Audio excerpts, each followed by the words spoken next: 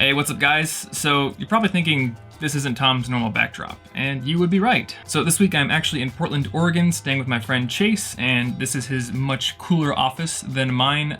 He's let me use it for a while, and this week I wanted to do a video to follow up on last week's video, which went over that whole passion versus experience and skills debate.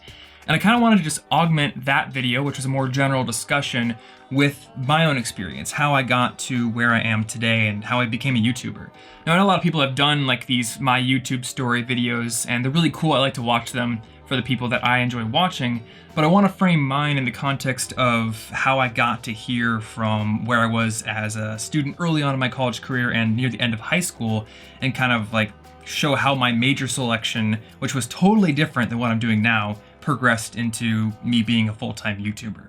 So, and I'm like away from home, so I don't have access to my full computer, but if I have pictures online, I'll kind of like throw them up in here and kind of like make the story a little bit more visual. So let's go back to like high school. Actually, I'm gonna go back a little bit further than that, because my major selection was really different than being a YouTuber. Like, I didn't go into film, I didn't go into communications or journalism or anything like that. I went into a major called Management Information Systems, and this is basically like the IT guy major. So like if you think of the guy who's running all the networks and systems at a big corporation, or like the dude who runs all the computers at your school and makes sure the computer labs are set up, like that's what I wanted to be. I grew up watching The Matrix, and like my favorite character was Tank, the dude who had like 15 monitors and all the scrolling text coming down. And I wanted to be that. I wanted to run all these systems because when I was, I think 12 years old, I wanted to make a website. And I found this site called like Yahoo GeoCities, where you could drag and drop elements onto a page, and it was basically like PowerPoint. So I made a website for like a favorite band of mine, and it was terrible. It looked really terrible. And eventually I was like so fed up with it that I wanted to start changing things, and the drag and drop editor wouldn't let me do it. So I had to figure out how to start coding my own websites. And I was reading tutorials on like these super old websites. One was called like WebMonkey, I think. And I just kind of learned HTML and CSS and a lot of the other languages that like the web is built upon, and I was having fun building my own websites. And I kind of put that aside for a while, but then during my junior year of high school, I met a friend in a math class, and we got to talking about web design because he said that he knew how to code, and I was like, well, hey dude, I also know how to code. Why don't we set up our own business and charge people to build websites? So that was actually what we did, and right after high school ended, I had so much trouble finding a summer job because I was not yet 18 and I was also going up to college, so nobody wanted to hire me. So we just went out and found clients and built websites for them. And that sort of built this love of computers. And the reason I went into information systems rather than like computer science or computer engineering is because information systems is more of a mix between business and computers. And the reason I loved business is because when I was a junior, or maybe even a sophomore, I can't remember the year now, but I joined a club called Business Professionals of America at my high school. I basically did it because I needed stuff to put on my resume for college applications. But it was fun, and we got to go to these like state conferences where we'd stay in a hotel, and you'd have to do competitions. And the competitions I entered were like HTML coding and web design. And I did a business plan competition, which kind of like got my appetite whetted for entrepreneurship. And I ended up running for state office and got elected as the state treasurer, which let me travel to a different state. I went to Reno in Nevada, went to the national conference, and it was super cool. And I was kind of getting these ideas in my head that maybe someday I wanted to be an entrepreneur, or at least do something involving business, but I also wanted to kind of meld technology into that with computer stuff. So MIS it was. I ended up declaring my major early in college. I think most people declare their majors 2 years after they start college, so after their junior year starts. But I ended up declaring my major during my sophomore year, and I started getting into these classes, and right away on campus I got a job at the campus tech support center, so I got to learn how to remove viruses and basically how computers worked like from the ground up, and it was really cool.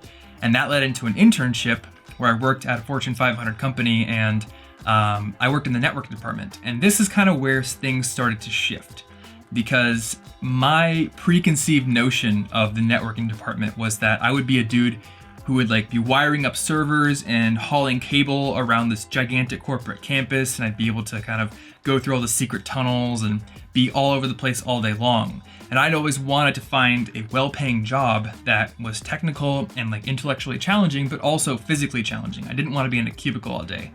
So I got this internship and it turned out to be nothing but cubicle work. I was like in a box, 40 hours a week, just changing like configuration settings in servers. And what I learned, actually, and this is what I alluded to in the other video, you kind of have to learn what you don't like to do as well as what you do like to do. What I learned is I really don't like maintaining things. I like to create things, and I had almost no opportunities to create things in that role. It was all maintenance, and it was all sitting in the cubicle, and it was like almost a prison sentence to me. The coworkers were cool, like they gave me a lot of opportunities, and I hate to say it, but like the work itself ended up being almost like a prison sentence, which kind of motivated me further to keep working on College Info Geek. So go back like a year before that internship started, I got a summer job on campus, and I don't really know what to call this job because they called us Cyclone Aides since Cy is the mascot of Iowa State University where I went. I'm just gonna call it like student orientation assistant. Basically, my job was to give tours of the campus to other students and parents and help them sign up for classes, and also answer any and all questions people had about the college and about the like experience of going to college itself. So I was learning all this stuff, and at the same time I was reading blogs like Lifehacker and other things like that. And there was this one like college specific blog that I was a huge fan of. And near the end of my freshman year, they actually were hiring some new writers. So I applied, but I got rejected. And I had like this whole application, and I'd written this whole post for them as part of that application. I didn't want it to go to waste, so I just figured I would put up my own blog. And it was just like another one of these attempts to kind of bolster my resume and have a personal project that would look good to employers. And I just sort of did it for fun for like a full year until right around the time I did that internship a year later, one of my posts kind of blew up and got shared all around the web.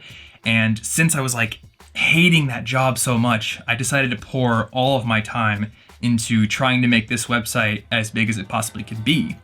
And it was just writing at first, but I actually ended up finding out that I liked to write. And there was a lot of creativity in it. I got to create things, I got to share things with people and help people out. And I found out that was much more conducive to my personal traits than changing configurations and servers in a cubicle for 40 hours a week. So that's what I ended up doing like all throughout college. Whenever I had free time, I would work on articles and I would soak up as much knowledge as I possibly could from people like mentors of mine and people I looked up to. And eventually I found out that I was really liking to listen to podcasts when I was at the gym or driving. And I found that I was like listening to podcasts more often than I was reading blogs, maybe a couple of years after I had started the blog.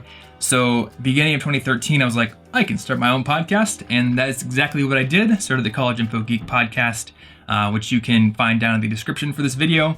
And then I think it was like the middle of 2014, the same thing happened again, where I noticed like I'm watching a lot of YouTube videos. I'm not reading very many blog posts anymore. I'm listening to fewer podcasts, and I'm putting a lot of my time into YouTube for whatever reason. And I found creators like Cat Icarus, my friend Satchel Drakes, and my friend Youngtown. Like I was watching video game channels because I really like video games, but I was also really fascinated with how they edited their videos and kind of like put it all together. And I was really curious about how all that worked. So just like with podcasting, I figured, what the heck, I'll just try doing some videos. I didn't even want to become a YouTuber really. I just wanted to have some videos to throw on my blog as like a way to shake things up. But the response to the videos was way better, like way better than I had ever gotten for podcasts or for blog posts or for anything else. And so here we are. And what I found with videos is every week I can kind of push myself to learn something new and like use a new editing technique or do some different kind of animation or light the set a little bit differently. Like it never gets old. So I ended up kind of finding my passion through this long progression of just adding different types of content to my website. And that's kind of how I got to where I am now today. I really didn't have a whole lot of experience making videos before I became a YouTuber. The only real experience I had, besides like making dumb videos with my brother as a kid, was I think it was the summer after my junior year. I had spoken at this event called Ignite, which is an event where you do like 5-minute talks and every slide progresses every 15 seconds. So you like have to know your slides perfectly. And they had not yet posted the videos of the talks online, and I wanted to see mine. So I just emailed the department who had put the event on. And I was like, hey, if you guys want, I could help edit those videos. I don't really know how to edit very well, but I'm willing to learn. And they told me, well, we're already done editing those videos, but we have another video project and it pays. If you want to learn, we'll teach you. So I said, heck yes, let's do it. It was like a few week project, really wasn't a long thing at all, but they taught me how to use Final Cut and they taught me kind of like how to do lighting for setups, like documentary setups.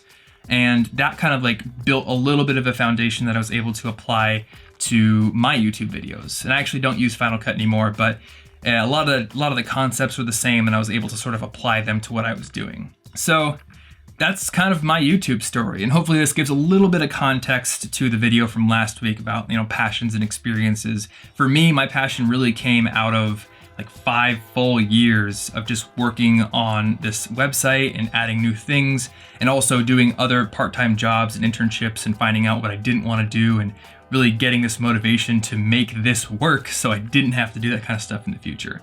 So hopefully this has provided some sort of context or helped you in some way, and I'll see you next week. Hey there guys, thanks so much for watching this video. If you want to get new tips on being a more effective student every single week, you can click that big red subscribe button right there. Also, I wrote a free book on how to get better grades, so if you want to get a free copy of it, click the picture of the book and I'll send you one.